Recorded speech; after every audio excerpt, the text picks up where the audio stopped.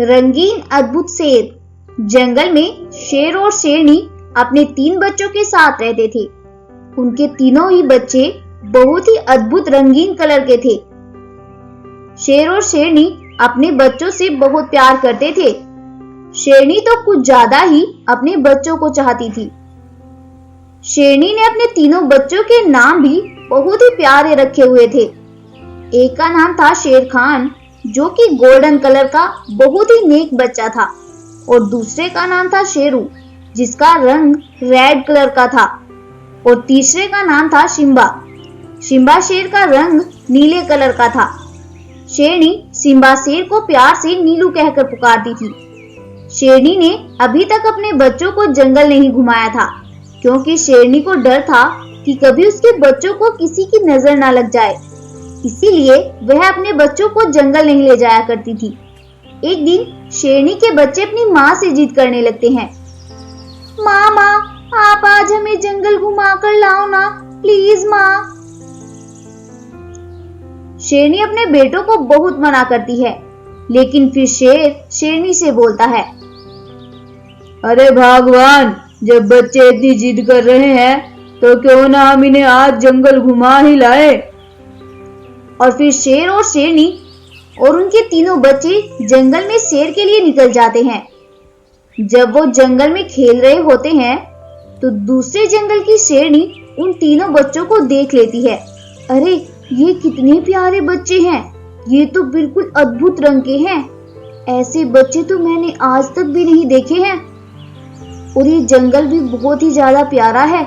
लगता है ये इस जंगल के राजा के बेटे हैं। मैं तो सोचती थी कि अपने बेटे को इस जंगल का राजा बनाऊंगी, लेकिन अब कैसे? कुछ तो करना ही पड़ेगा। वो सब जंगल में घूमकर वापस आते हैं। अगले दिन शेरनी जंगल में शिकार करने जाती है और अपने बेटे शेर खान को भी अपने साथ लेकर चली जाती है। जब वो दोनों जंगल में शिकार ढूंढ रहे थे, तब शेरनी शेरू के पीछे पीछे चल रही थी और शेरू आगे आगे। थोड़ी दूर चलने के बाद जब शेरू पीछे मुड़कर अपनी माँ को देखता है तो ना जाने किसने उसकी माँ शेरनी का कत्ल कर दिया था। अपनी माँ को मरा हुआ देखकर शेरू के तो होश उड़ गए और वह रोने लगा। माँ, ये सब क्या हो गया माँ? और किसने ये सब किया माँ? उठो ना प्लीज माँ, उठ जाओ प्लीज। लेकिन शेरनी तो अब मर चुकी थी, इसीलिए वो कुछ भी नहीं बोलती। अपनी माँ को ऐसे गुमसुम देखकर शेरू जल्दी से भागकर अपने बाबा और दोनों भाइयों को बुला कर लाया, लेकिन शेरनी तो पहले ही मर चुकी थी। शेरनी को मरा हुआ देखकर शेर बहुत उदास हो गया। शेरू बेटा, ये सब किसने किया? पता नहीं बाबा, मैं तो आगे आगे चल रहा था और शेरनी माँ मेरे पीछे पीछे। तभी मुझे पीछे से कुछ गिरने की आवाज आई। जब मैंने पीछे मुड़कर देखा तो वहाँ शेरनी माँ मरी पड़ी थी। मैंने माँ को उठाने की बहुत कोशिश की, लेकिन माँ तो उठी ही नहीं। बाबा उठाए ना माँ को प्लीज बाबा। शेरनी के मरने के बाद शेर ही अपने बच्चों का ख्याल रखने लगता है।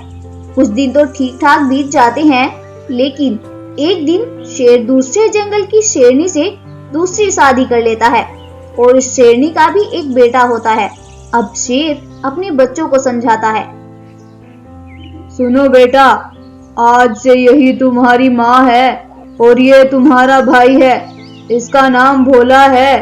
आज से अपने छोटे भाई का तुम्हें ही ख्याल रखना है। और वो तीनों बच्चे चुप होकर अपने बाबा की कही बातें सुनते हैं। शेरनी शेर की मौजूदगी में तो शेर के बच्चों से बहुत प्यार दिखाती है, लेकिन जब शेर वहाँ नहीं होता तो वह शेर के बच्चों को खाना तक नहीं खिलाती है और अपने खुद के बच्चे से बहुत लाड प्यार करती है। लेकिन वो तीनों बच्चे बेचारे कुछ भी नहीं बोलते, बस चुपचाप ये सब सहते हैं। एक दिन शेर जंगल में शेर पर गया हुआ होता है और शेरनी उन तीनों बच्चों को भी जंगल से खाना लेने को बोलकर उन्हें वहां से भगा देती है। उनके जाने के बाद वो अपने बेटे को समझाती है। बेटा, तुम सुनो, ये शेर तो बहुत बेवकूफ है। जब तुम बड़े हो जाओगे तो तुम ही इस जंगल के राजा बनोगे। लेकिन माँ, मैं कैसे इस जंगल का राजा बनूंगा? इस जंगल का राजा तो उन तीनों भाइयों में से कोई बनेगा। अरे ऐसे कैसे? वो तो तब इस जंगल के राजा बनेंगे जब वो जिंदा रहेंगे। तुम बस देखते जाओ मैं कैसे उनका किस्सा इस जंगल से खत्म करती हूँ। जैसे मैंने इनकी माँ को मारा था वैसे ही इन्हें भी मरना होगा। हा हा हा हा। ये सब बातें शेर वहां खड़ा हुआ सुन लेता है। शेरनी की ऐसी चालाकी वाली बातें सुनकर शेर को बहुत ज्यादा गुस्सा आता है और वह तुरंत ही जाकर शेरनी पर हमला कर देता है और उसे मार देता है। शेरनी का बच्चा अपनी माँ को ऐसे मरा हुआ देखकर रोने लगता है।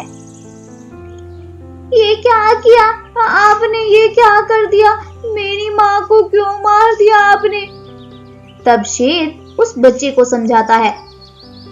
बेटा, तुम्हारी माँ एक बुरी माँ थी जो कि अपने साथ साथ तुम्हें भी गलत बातें सिखा रही थी। अगर तुम उसके साथ रहते तो वो तुम्हें भी गलत बातें सिखाकर एक बुरा जानवर बना देती। इसीलिए मैंने इस जालिम का किस्सा इस दुनिया से ही खत्म कर दिया। तभी शेर के तीनों बेटे भी वहां आ जाते हैं और जब वो शेरनी को मरा हुआ देखते हैं तो वो भी हैरान हो जाते हैं। बाबा, ये सब किसने किया? तब शेर अपने बच्चों को पूरी बात बताता है। तो बाबा, जब इस शेरनी ने हमारी माँ को मारा था तो अब इसके बेटे को क्यों अपने पास रख रहे हो? इसे भी यहाँ से भगाओ। नहीं बेटा, अभी ये छोटा है। ये अभी ऐसा बनेगा जैसी हम इसकी तरबियत करेंगे। अगर ये बुरी संगति में रहेगा तो बुरा इंसान बनेगा और अगर अच्छी संगति में रहेगा तो ये भी अच्छा ही बनेगा। इसीलिए मैं इसे अपने पास रख रहा हूँ ताकि ये अपनी माँ के जैसा ना बनकर एक अच्छा जानवर बने। अच्छा ठीक है बाबा। अपने बाबा की बात सुनकर शेर के बच्चे कुछ भी नहीं बोलते और सभी मिलजुल कर अच्छे से इस जंगल में फिर से रहने लगते हैं। हाथी लायन और जादुई बकरी घर। जंगल का राजा हाथी लायन अब बूढ़ा हो चला था और हाथी लायन के पास बहुत सी शक्तियां थी जिन्हें वो एक ऐसे जानवर को देना चाहता था जो कि उन शक्तियों का इस्तेमाल अच्छे कामों में करे और उन शक्तियों से सभी जानवरों की मदद करे। लेकिन अब वो किसी भी जानवर पर विश्वास नहीं कर पा रहा था। अब रात दिन हाथी लायन बस इसी सोच में गुम रहता कि आखिर मैं किस जानवर पर इतना विश्वास करूं जो कि मेरी उम्मीदों पर खरा उतर सके। एक दिन उसके पास एक बाघ मानव आता है और वो हाथी लायन से पूछता है, क्या हुआ भाई, इतने परेशान क्यों हो? तुम्हें कोई परेशानी है तो मैं तुम्हारी मदद कर सकता हूँ। हाँ भाई, मैं एक बात को लेकर बहुत परेशान हूँ। कौन सी बात? बाघ मानव, अब मैं तुम्हें क्या बताऊं। मेरे पास मेरे पूर्वजों की दी हुई कुछ शक्तियां हैं जिन्हें मैं ऐसे हाथों सौंपना चाहता हूं जो कि इस पूरे जंगल का ख्याल रखे और उन शक्तियों का भी गलत इस्तेमाल ना करे। अच्छा ये बात है, तो फिर चाचा तुम वो शक्तियां मुझे दे दो। यकीन मानो मैंने आज तक अपनी जिंदगी में कभी भी कोई गलत काम नहीं किया है और मैं तो अगर किसी को गलत काम करते देख लूं तो मैं उसे तुरंत ही समझाने के लिए निकल जाता हूँ। मुझसे नहीं देखा जाता कुछ गलत काम। हाथी लायन उसकी बातों से बहुत प्रसन्न होता है और अपनी सारी शक्तियां उस बाघ मानव को दे देता है।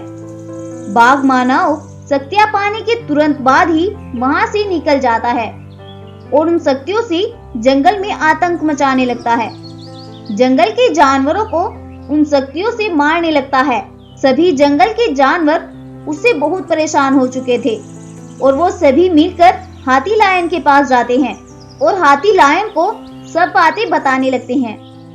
एक गाय हाथी लायन से बोलती है, भाई साहब, आपने अपनी शक्तियों को गलत हाथों सौंप दिया है। उस बाघ मानव ने जंगल में बहुत आतंक मचाया हुआ है। उसने जंगल के बहुत से जानवरों को उन शक्तियों की मदद से मार डाला है। अब आप ही बताओ हम क्या करें? उसकी शक्तियों से हम अपने जंगल के जानवरों को कैसे बचाएं? अच्छा, ये बात है। तुम घबराओ नहीं, मैं बूढ़ा जरूर हुआ हूँ, लेकिन मेरी शक्तियों का हल है मेरे पास। मैं अपने आप उन शक्तियों का हल निकाल लूंगा। अगले दिन सुबह होते ही वह हाथी लायन जंगल की ओर निकल जाता है और जंगल से बहुत दूर निकलकर वो एक जादुई बकरी घर के पास जाता है और उससे बोलता है, हे जादुई बकरी घर, मुझे सरदार से मिलना है, क्या मैं अंदर आ सकता हूँ? जादुई बकरी घर से आवाज आती है, कौन हो तुम और तुम्हें क्या काम है? मैं हाथी लायन हूँ, मुझे अपनी शक्तियों के बारे में सरदार से बात करनी है। अब उस जादुई बकरी घर के अंदर से आवाज आती है, ठीक है, तुम अंदर आ जाओ। और हाथी लायन सीढ़ियों पर से चढ़कर जादुई बकरी घर के अंदर चला जाता है। बकरी घर के अंदर जाकर वो एक बूढ़े शेर से मिलता है जो कि सोने का शेर था। हाथी लायन उस बूढ़े शेर को सारी बात बताता है और वो बूढ़ा शेर बोलता है, अच्छा, ये बात है। तुम घबराओ नहीं दोस्त, मैं उस कमीने को संभाल लूंगा। तुम्हें घबराने की कोई जरूरत नहीं है। हाथी लायन उसे ये सब बताकर अपनी गुफा में वापस आता है। उधर रात होने पर जब वो बाघ मानव अपनी गुफा में सो रहा था तो बूढ़ा शेर उसके पास आता है और अपनी शक्तियों से उससे सभी शक्तियां वापस ले लेता है और उस बाघ मानव को एक पिंजरे में कैद करके वहां से गायब हो जाता है। और बाघ मानव को नर्कलोक पहुंचाकर हाथी लायन के पास जाता है और उससे बोलता है, अब तुम्हें परेशान होने की जरूरत नहीं है। मैंने उस बाघ मानव को नर्कलोक पहुंचा दिया है। अब तुम टेंशन फ्री होकर आराम की जिंदगी गुजारो और तुम्हारी शक्तियां मेरे पास है। जब तुम चाहो मुझसे अपनी शक्तियां वापस ले सकते हो। अब हाथी लायन और जंगल के सभी जानवर जंगल में खुशी खुशी रहने लगते हैं।